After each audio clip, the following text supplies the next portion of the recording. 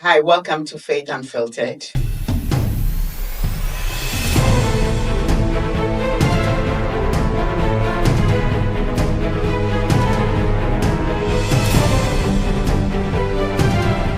And today we are going to have an interesting, amazing, enlightening conversation with an amazing woman, mother, intellectual, and how her journey has been raising a child with special needs.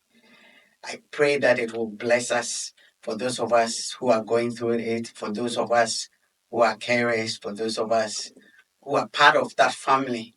Hopefully, we'll get an encouragement or some wisdom that would help us in one way or the other. So today I have with me an amazing sister, Jennifer. Jennifer, you're welcome Thank to you. this podcast. This is your very first time here, so we want you to introduce yourself, who you are, and then we'll take off. Okay, yeah, I'm glad to be here. I'm Jennifer. I'm a student at Beckett University.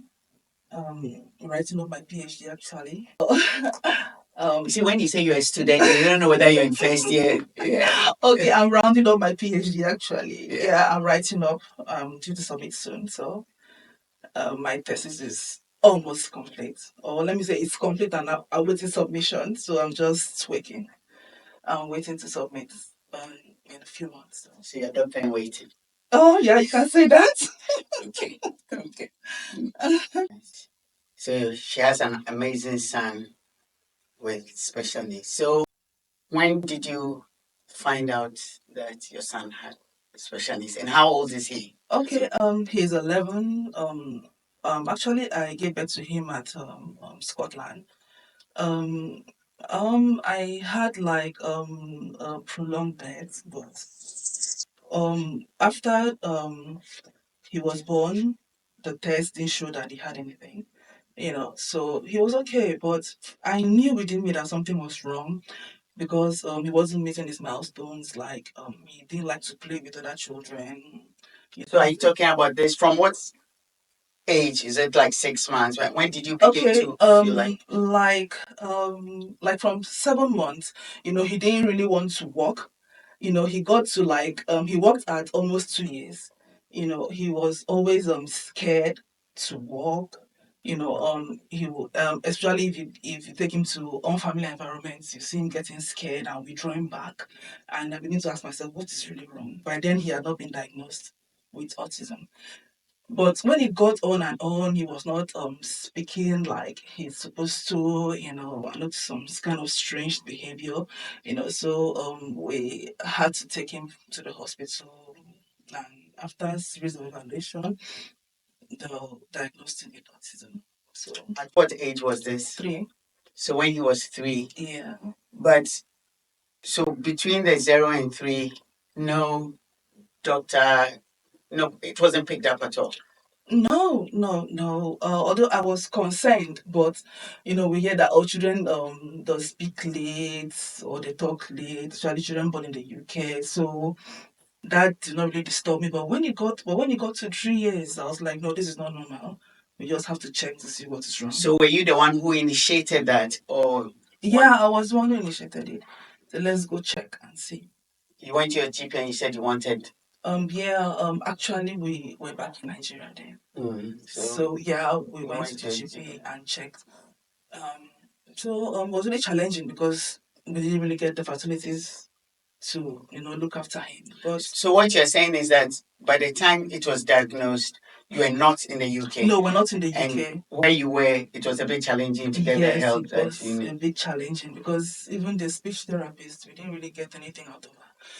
So thankfully we came back to the UK. By that time, how old was he?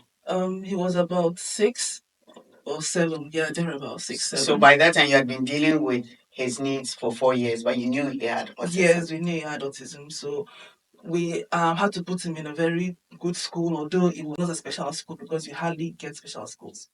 Yeah, so we put him in a school where he had like one-to-one monitoring and stuff. So at the point, he was not really coping at school, although he was like a genius at school. Like he goes to the board, he writes things on the board, but on his own to write on paper he wants. So he had that kind of intuitive approach to study. So the teachers could not really cope. They didn't really, they didn't They really were not understand equipped. him. Yeah, they They were were not not equipped. They were equipped not to. trained in that direction. So we had to get him a personal Tutor. tutor. Yeah, so he had a personal tutor for about a year before we came down to the And UK. did the tutoring help? Yeah, it did. It did, although not as it should have, because the teacher was not also trained. Yeah, she's not a special needs teacher, but at least she was, I think this highlights an issue. I mean, if you are listening and maybe you are in a city or a town where there's not that much help or assistance or even recognition of it, maybe you will take that opportunity to raise it up. So when you got back to the UK, Yeah. how did things go? When we got back to the UK, we had to start booking appointments. We saw the GP first. So we had to start booking appointments. We had appointments with Sensab and other special. What sense up? A body, yeah, in the UK that takes care of special needs children. Yeah. Allocate schools to So them. you register with them? Or the GP registers Yeah, you? the GP, and then the school itself. The school, because when you get to the UK, you don't just put the child in a special school. You put Or the go child in in a the normal yeah, mainstream in school? a mainstream school. Then the school will now assess the child to say, okay, no, this child needs to be in a special school. We don't have the resources to cope with this child. Okay. Yeah, so the school helped, gave us numbers, phone numbers to call, book meetings with Lee City Council, Sensab and stuff. It was not an easy process. It was really rigorous. Like, I had to pray for strength because the first application was rejected. It was denied. So I So you are applied again. sorry because I feel like I'm being educated and there's some of us on there who are also being educated. So even though the mainstream school had recognized that he needed that help, Yeah, you were still having to difficult. battle to get Yes, him into the school. yes, because And when they reject, what basis were they rejecting? that they don't have enough evidence to back up that this child needs to be in a special school. Wow. Yes. So I had to write some emails, send to some agencies, had some backup. The school wrote again and told me to keep trying. So at last they accepted. After the psychologist, the educational psychologist, gave her own report that yes, she has studied Fabian and he can't be in a mainstream school. So it was based on her report that they now granted him. It was based on a access. psychologist. Yeah, educational But psychologist. who recommended Fabian going to see a psychologist? Was it Sensor or it was the school? The school, the Oh. mainstream school. So it looks like the school was pushing much more. Yes, the school. Is it because in the interim was he still having to be looked after by the school whilst he hadn't yet transition or there was no schooling? No, he was not schooling. I had So to they take were care of like, him. no, he can't come here. Yes. And then they were like, no, you can't bring him yet. And then you are sort of in between. Yes, I'm sort of in between. And then the school had to, because they saw that I was struggling. I was a student. I was just in my first year. And you have younger children. I have younger children to look too. after, so it was not Yeah. really easy. Were the younger children in the same school? Yeah, they were in the same Okay. school. Okay. So that helped.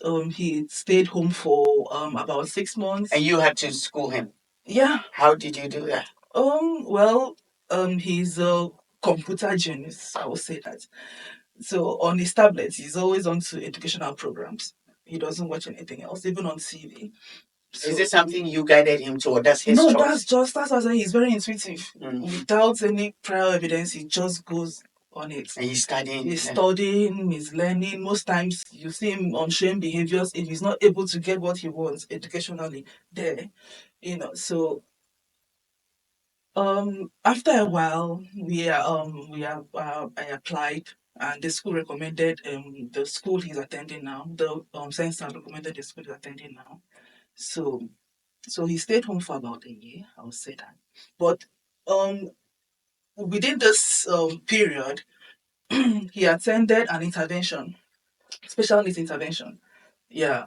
What is a organized by special needs the intervention? organized by the council. It's like a school. Okay. Okay. Yeah. So in that 1 year, he still had Yeah, some he form of still schooling had, yeah, even if it's for a limited period of time. in hours or in days, Yeah, hours. every week. Yeah, yeah, hours every week. Yeah, hours every week. So, but when he got this means this special needs school, it was really, really, because I had to apply again for transportation. To pick. To How far? pick. How far is this new school from home? It is very far. Like it is. Is it because they don't have a lot of them in the UK? The special needs school, is it that they're scattered around Yeah, the I think city? so. Yeah, Okay. yeah, I think they're scattered around. So it's not like by proximity of where you live. Yeah, no, it's not. It's wherever space It's is not. available. Yeah, yeah. Okay.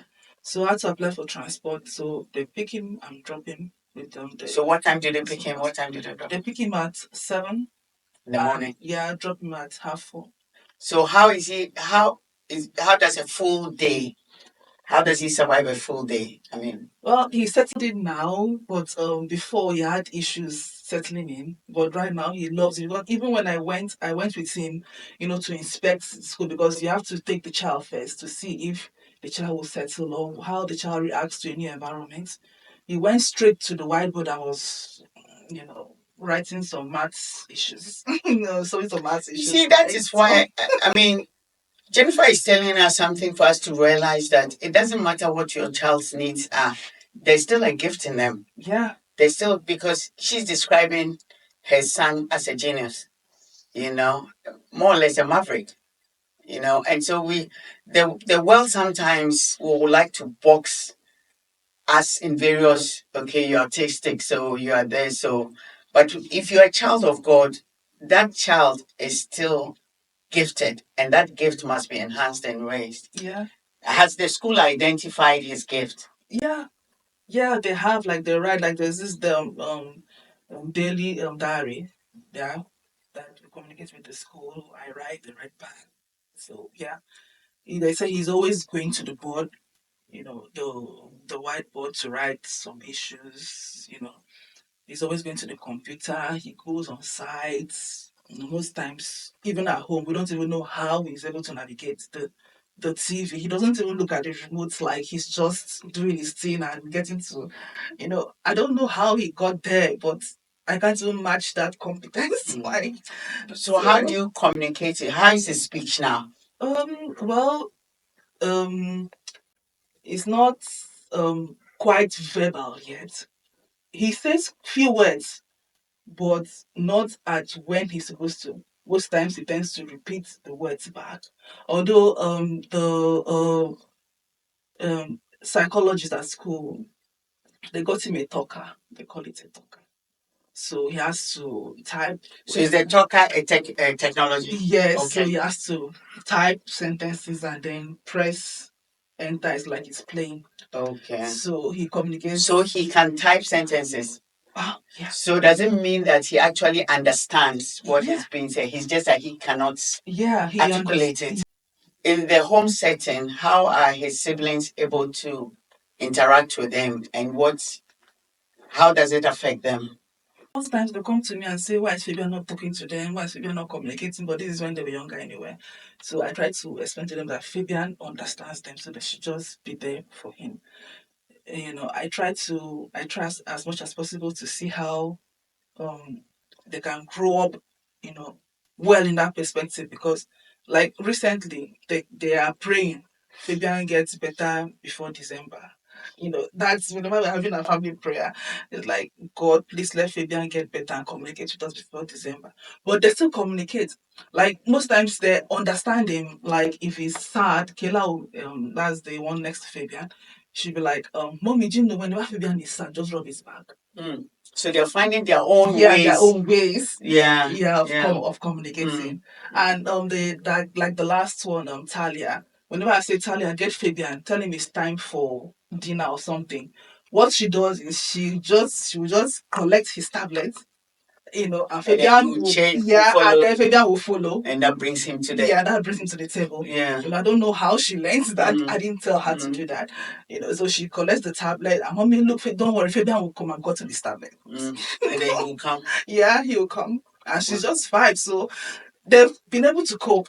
Like most times I look at them and I say, oh, this is a blessing. At least I'm not alone in this. But what about attention? Do you sense, or within yourself, or maybe from them, do you feel like they feel like Fabian gets so much attention and they're losing out? Or do they appreciate why maybe he needs a bit more attention than they do? I think they appreciate, because they appreciate, and we have come to that stage where Fabian is not like is not showing that he's getting all the attention. Like we have there's a balance right now. Say it again into the camera. How you have managed to create a balance where nobody, even though he does get a bit more attention, that sense is not there within the kids. Okay, I've come to create that balance. Like most times I keep all of them in one space. And I say, okay, this is your time. You should be with Fabian, play with him, make sure you're with him, make sure he's not alone. I keep them in one space, and as they play with him, most times Fabian even goes to look for them to come and play. to come and play. So it's like that feeling of isolating himself is no longer there. So when that environment is created, I say, okay, these people are okay. Let me try and do what I'm supposed to do. So how do you get time for let me do what I'm supposed to do, or get me time? I think we need to be rounding out, but there are a few things I want you to touch on. How do you create some time for you? Because just by even this conversation, we can imagine the toll and the effort it is. And how do you uniquely let each child also feel like, mommy's got my attention? And for yourself, yes, I mean, for because myself. you said you are writing your, you're just about to finish your PhD, which is like a whole world on its own, and everything else. How are you able to? Because every time I see you, you're looking well. She's always dressed up nicely. She's got it together. She's got it together. Oh, So really? how do you? Well, I don't even know. I might even ask someone that question. I think it's God's grace. Nothing. It is God's It's grace. God's grace, because I'm constantly thinking and constantly calculating. Like I'm sleeping at night. I wake up when I'm going to the toilet. I'm thinking of what next I have to do. So it's just there. I have come to accept it. I think the first step is acceptance. It is what it is. Yeah, you accept, and then the grace of God just flows, and you're doing it, because I don't know how I got to this level actually. I think it's God's grace. Yeah, it's by the grace of God. And then what about the kids? How do you make sure that, Kayla, everybody gets their mommy time? Even though you have your whole group one, how does each one? Like most times if I'm on my laptop, they come around.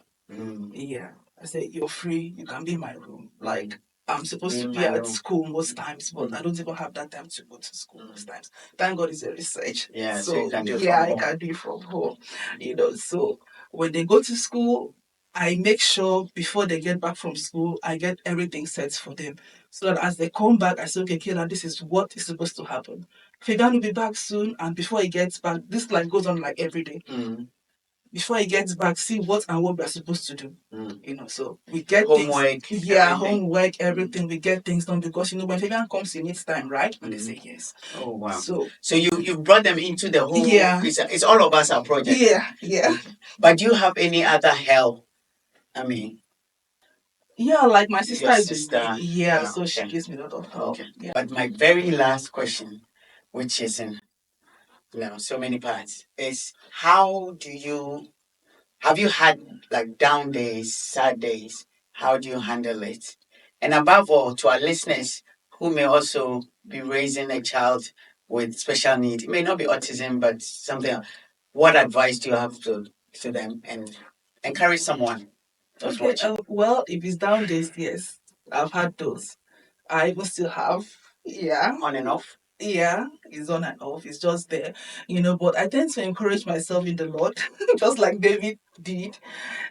I just look at my son and I said, well, there is a reward in this, So I tend to encourage myself. And I pray for strength and I pray for grace. Most times I listen to music, like Christian music, you know. I listen to music and I ask God for more grace, and I just say thank you, Jesus. My daughter will always tell me the last one, Mommy, why is it that whenever you're tired or stressed out, you say thank you, Jesus? I said, well, that's where my strength comes from. Like, whenever I say thank you, Jesus, it's like you're asking God for more strength. It's like you can't do it by yourself, So you're asking God for more strength and grace. So I said, okay. Because I hear you always say, thank you, Jesus. And you said whenever you're tired or whenever you're stressed. So it's just on God, acknowledging what I said at first. You have to accept, you have to acknowledge it's okay to feel down. You're not a bad parent if you feel down or if you feel discouraged most times or if you feel frustrated. Those are like challenges, but it's how you handle them that matters. It's just the grace of God. Just pray for more grace, pray for more strength, and most importantly, encourage yourself. Because most times there'll be nobody to encourage you. You have to encourage yourself and accept it and pray more. That's just it. Wow. Encourage yourself in the Lord. Pray more. Surround yourself with the words you want to hear. She says she listens to gospel music. Yours might be the word, and also have the right mindset. Yeah. Nobody can ever walk in your shoes. That's your shoe size. If you're a child of God and a child of faith, it is only God that you can get your strength from. And like we said at the beginning, every child has a purpose. Now, nobody on this earth is a mistake. Relationships can be a mistake, but no child is a mistake. Sure. And my prayer for all of us is that God will help us. Whatever kind of child we are raising, may they fulfill purpose. And may we ourselves receive grace, mercy, strength, and wisdom to raise godly children. God bless you for another time of Faith Unfiltered. We'll see you again soon. Stay God bless blessed. you. Bye. See you soon.